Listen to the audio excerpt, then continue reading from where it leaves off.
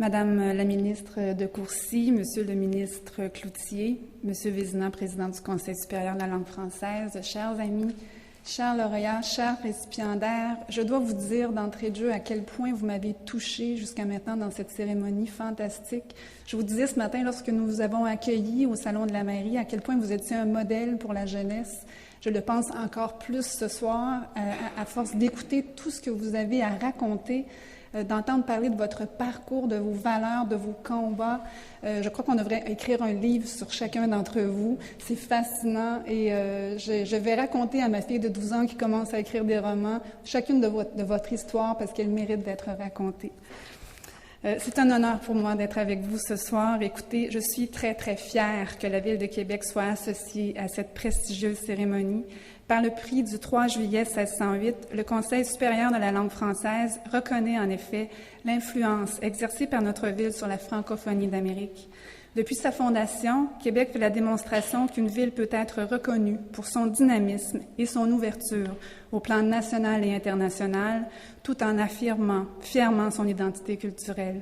Chez nous, vous le savez, on vit, on rêve, on réussit et on célèbre en français.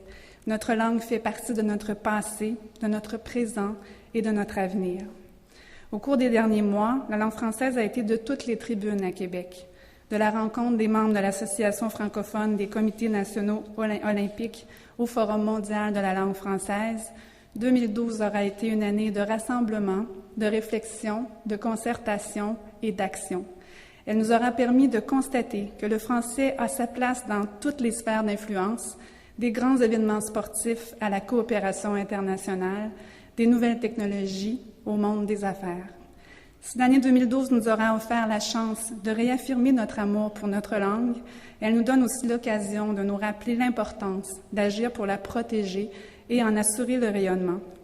Vous le savez, nous vivons à l'ère de l'instantanéité, dans un monde où les communications se font à l'échelle planétaire.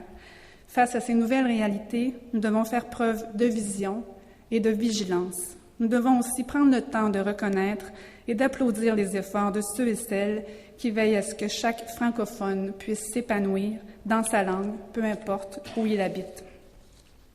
La remise du prix du 3 juillet 1608 me donne aujourd'hui l'occasion de réitérer la volonté de notre ville d'encourager ces personnes et ces organisations qui participent activement au rayonnement de notre langue et de notre culture ici et ailleurs. Au nom de la Ville de Québec, je félicite chaleureusement les lauréats et récipiendaires que nous honorons ce soir. Votre engagement, votre ténacité et votre vitalité nous inspirent. Bravo également au Conseil supérieur de la langue française, l'un des plus ardents défenseurs de notre langue, pour l'organisation de cette magnifique cérémonie. Je vous souhaite à tous et à toutes une excellente soirée.